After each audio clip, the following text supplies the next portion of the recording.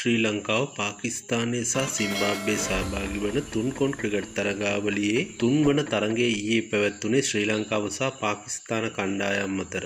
මේ තරගයේ ජය වාර්තා කර ගැනීමට පාකිස්තාන කණ්ඩායම සමත් වූ අතර තරගයේ මුලින් පන්දුවට පහර දුන් ශ්‍රී ලංකා කණ්ඩායම නියමිත පන්දු වාර 20 අවසානයේදී කඩුළු 7ක් දැවී ලකුණු 128ක් රැස් කර ගැනීමට සමත් වුණා. පිළිතුරු සොයා පිටේට පැවිසි පාකිස්තානු කණ්ඩායම පන්දු වාර 15යි පන්දු 3ක් පමණක් වැය කරමින් කඩුළු 3ක් දැවී ලකුණු 131ක් ලබා තරගය පහසුවෙන් ජය ගැනීමට සමත් වුණා.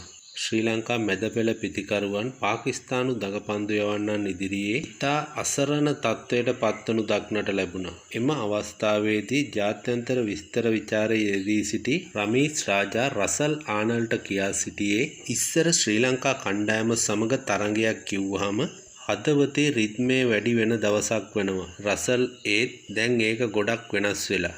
වැඩි දුරටත් අදහස් දක්වමින් රමීස් රාජා කියා සිටියේ පුදුමයි.